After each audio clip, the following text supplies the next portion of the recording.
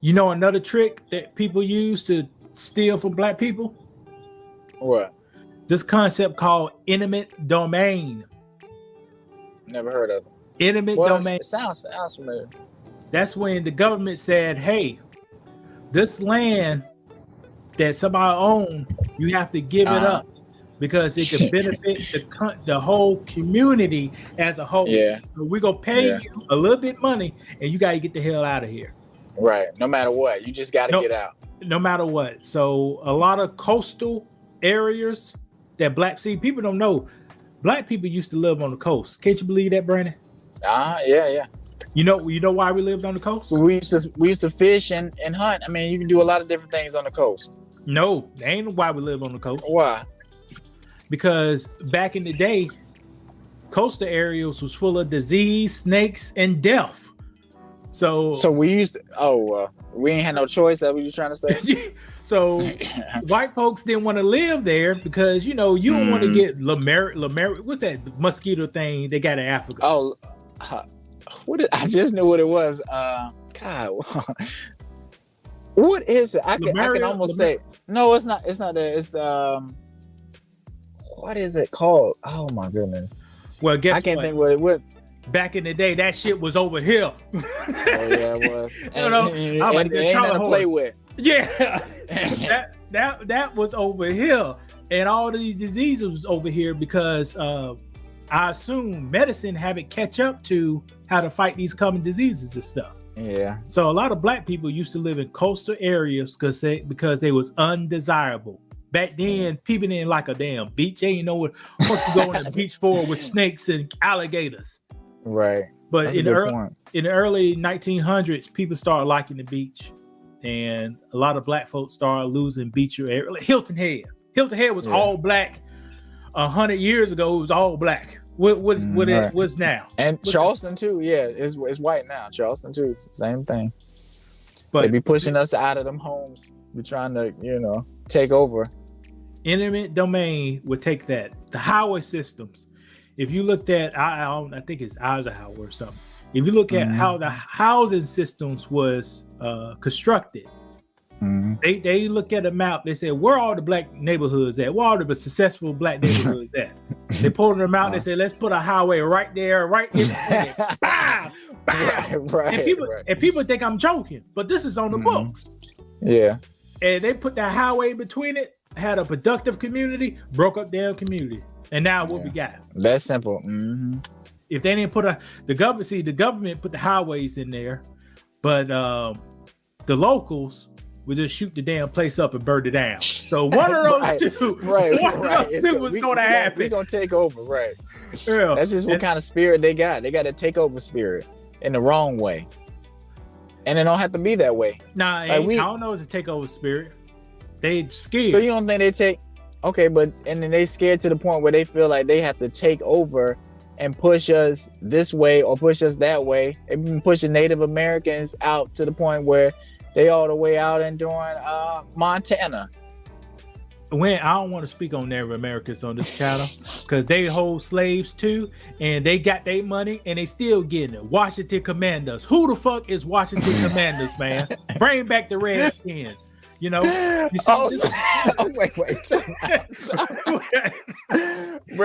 Okay, why you want to bring back the Redskins? Because they say that's I'm not saying that's a offensive term or whatever, but I'm just saying why. Now like the Washington football team, and then they turn into the Commanders. Is that what it is now? I watched the Commanders play a quarter yesterday. Watching the Commanders versus the Carolina Panthers. That was a joke, but here's a lesson. The Native American community, they got their money first, then they went for symbolism. The black people, we want symbolism, and we trying to get the money. We got the motherfucker in reverse. Right. We got to reverse. We need to get the money, then we come with the symbolism. Yeah. So, how long the Washington Redskins been out, Brandon? Forever. And Native Americans got their money in the late 1800s, and they didn't even care. They didn't care.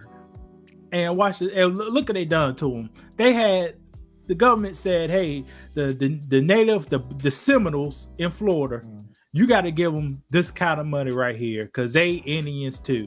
And the Indians walked up in and said, we ain't giving them black niggas nothing.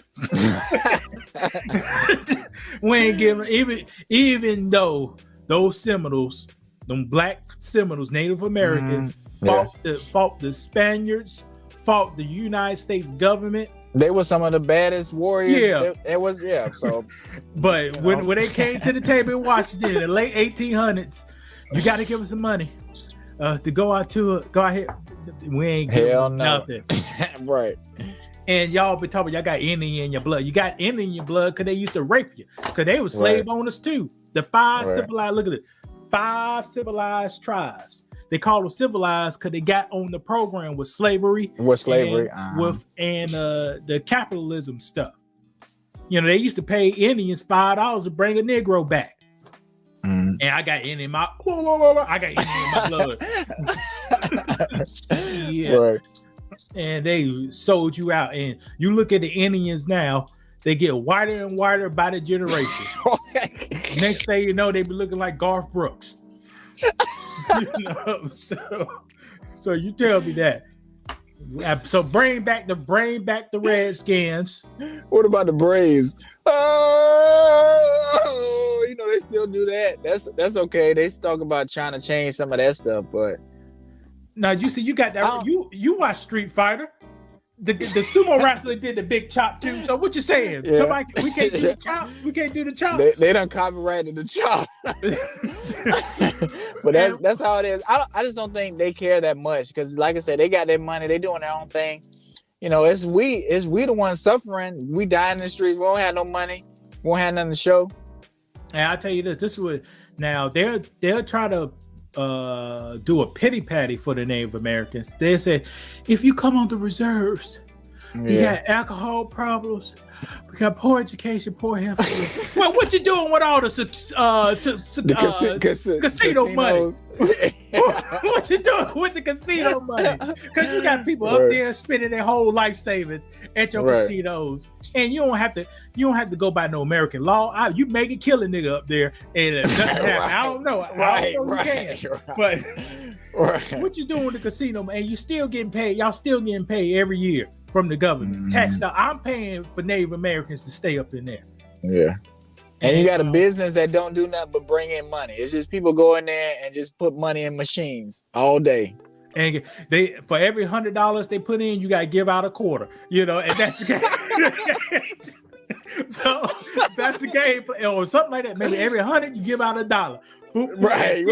People say I got 1 in 100 chance. Yeah, that one person gonna win it big. But 99% of people fail. Yeah, and people still go up there all the time. They'll blow $1,000, $100,000 too. You know, they put that number in the machine. Every 100, 1 out of 100 winner. You know, the mafia when they was in Las Vegas. You talking about they used to do it every 100 out of penny, and people were still because you could punch on your ring weights. You could tell the machine how much you want to pay that's what I was just getting ready to say. Like this, the machine is a computer, so it don't matter which you pulling it, whatever, it's still gonna be the same thing. Like it's gonna spin the same thing. So it's not you; it's just on a system. So when it's your turn to win, you go win, but every other time you gonna lose. There you go, and they go trick you too. They want to slow pull that money out. Right. You put in that 20, you gonna lose down to 12. Then they gonna get you $2. They get you back on the 14. You gonna feel good. But that's how I do. Right, because they ain't gonna drain all your money at one time. They gonna have you winning a little bit, but losing a lot more. It's a game. Unless it's me. If I put a $20 machine, that whole thing gonna be gone. It ain't gonna never come up. Right. That's how I am. That's why I don't gamble because I do $5, it'll be gone. I ain't got nothing, so I be like, that meant to be gone. They see that $5 bill. They say Peter say he ain't playing this. You get 3 pulls. Get three hits on the trigger. 1, 2, 3, go. I'm done. Right. Put it $10. If we sell it, get 3. Let's give him a 4 to make it feel like he winning something. 1, 2, gone. Right. And the problem with gamblers, It's when that going down, when they come up, they don't get out. They don't get off the table. Because the rush feel good. The rush feel good. And them lights. Have you been to Vegas? Have you been to Vegas? I never been to Vegas. Never been to Vegas. Yeah, we went. It was fun. It smelled like cigarette smoke and people gambling. It make you think how much money them casinos and the hotels making. Like they got to be making a lot of money, and people losing a lot of money. Well, watch this. Now, our former president, the only person in America to bankrupt a casino a couple of times. He ain't making no money. His dad had to go in there. His dad had to go in there in the 60s, in the 70s or 80s or early 90s to deposit. You get like $5 million worth of chips, and then cash them in. And then cash them in. The only person, because Donald Trump is the only person who can lose money at a casino. He owned the damn thing. That's crazy.